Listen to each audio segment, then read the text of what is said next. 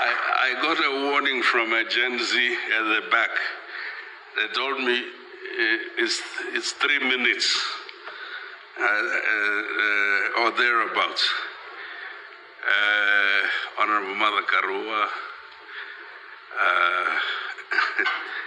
I have always known you to be a law-abiding citizen, but the company you are in is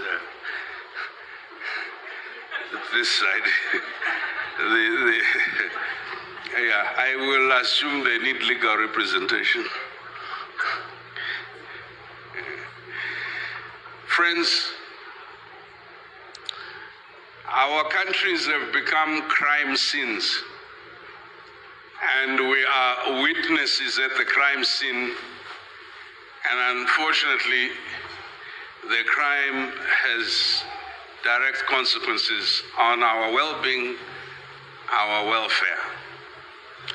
I wish that the description of the several conduits through which money is looted from the state that are in the report were describing a utopian country elsewhere far from us, but unfortunately it's describing a reality.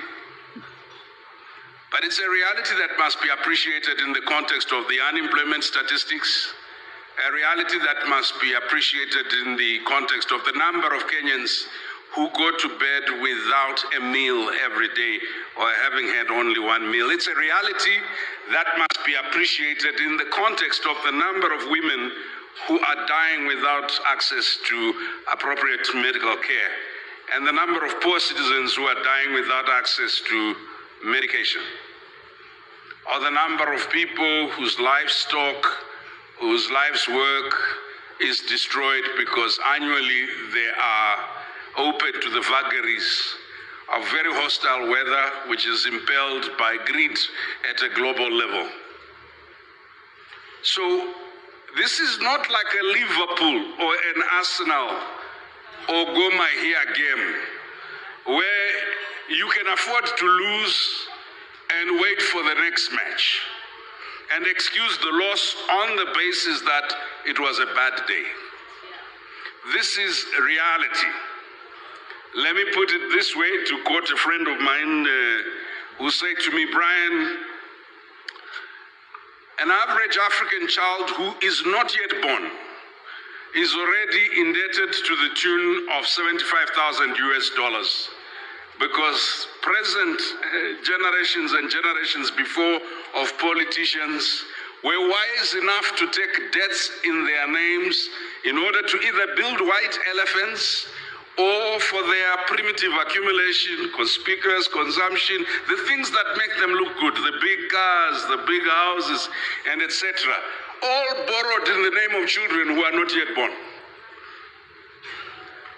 So the debt of this country must be appreciated as an obligation spread on your heads. At some stage, as we saw in Sri Lanka and we have seen elsewhere, the creditors will come and take ports, take institutions, because they are owed. So this is not a Go Mahia match. We're not describing a bad game.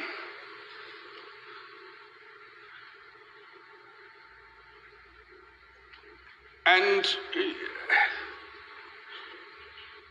Blyden once said, to be a Negro, a black person in America, and not live in perpetual outrage might mean that you're abnormal.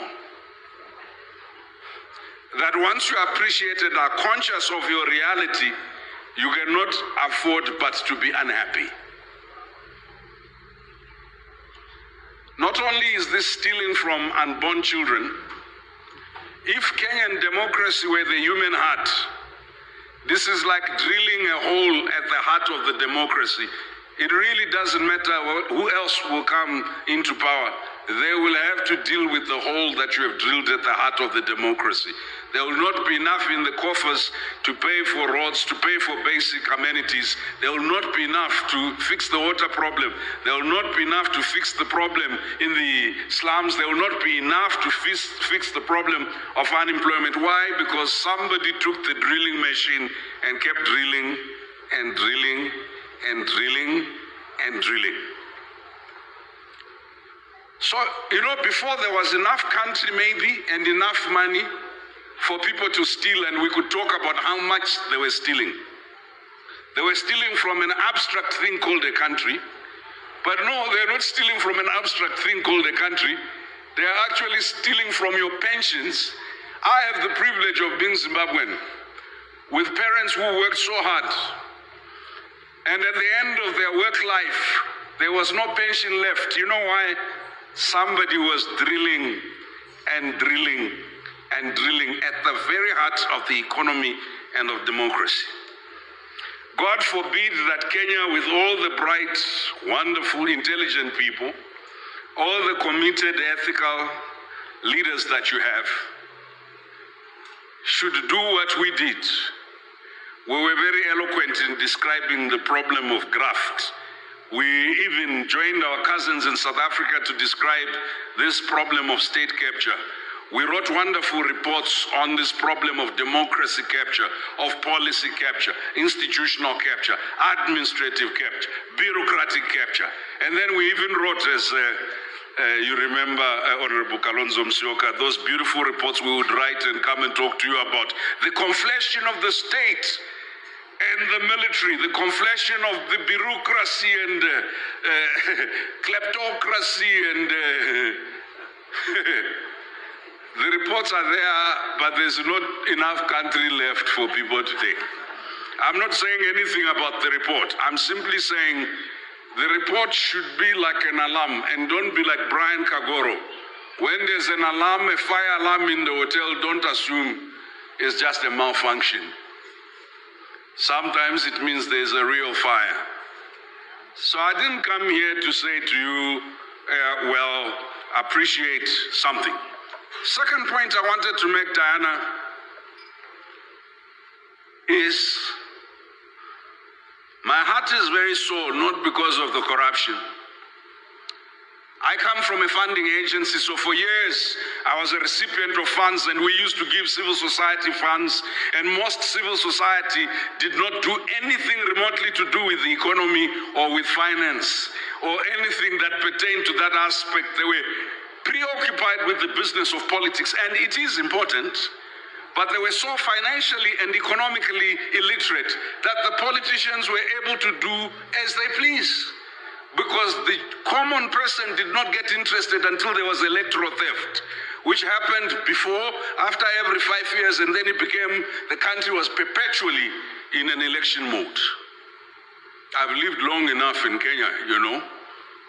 I came here in 2004, and I can tell you the country has been in election mode, and the faces we've seen are not faces of people that are building industries. They're not faces of people that are building employment opportunities or factories. They're not faces of people that are transforming places like Turkana. They're not faces of people that are... It's politicians. There's nothing wrong with politicians. Politicians will only get away with as much as the citizens do not know. Let me repeat. What we're dealing with is not just a problem of ethics.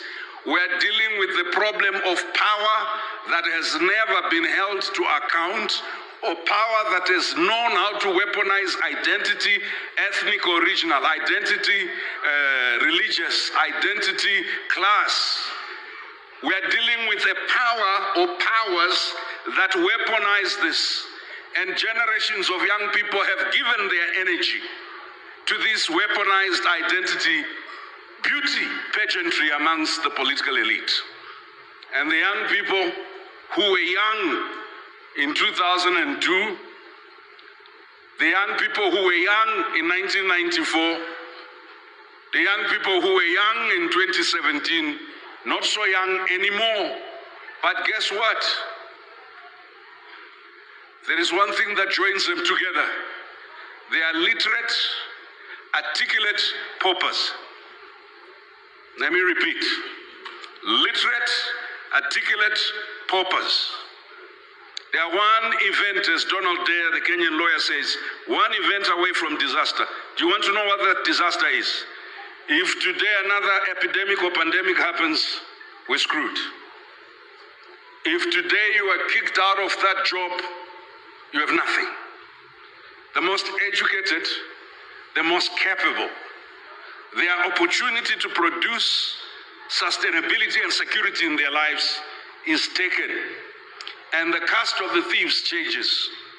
As we say in that Swahili proverbs, the trees have changed, but the monkeys remain the same. And this is why today's launch is particularly important. This is important because this is a launch that recommits to a national consciousness. That national consciousness is simply to say, we have it within our hands to educate ourselves and educate those around us about the theft you can see and the theft that you can't see, about the network that enables this grand theft and corruption. And that network starts right at the top, sometimes of governments, right to the bottom of society. And those who get pittances think they are benefiting. Those who are stopping you as you are coming through JKIA and they're asking you for little bribes for the little things that you brought your children and your loved ones for Christmas. Those who stop you on the road asking you for chai. There is something that joins them to the rot that you see in the nation. That they are not conscious that the sum total of all our actions is eroding the prospect of stability, of peace. That a country that has potential to become not just Africa's leading economy, but a leading economy in the world, because Kenya has some of the best brains, not just on this continent, in the world, but Kenya has some of the bravest people. Kenya has some of the most resourceful people. Kenya has some of the most wonderful ethical people. But guess what? If you pour a little poison in a whole well or spring of water, it's not the size of the poison that you've poured in, it is the nature of the substance. This report says some people are pouring poison into the water that you should drink, your children should drink. Because from where else do you earn sustenance, social protection, economic well-being? It is from the economy. And if people are stealing the economy,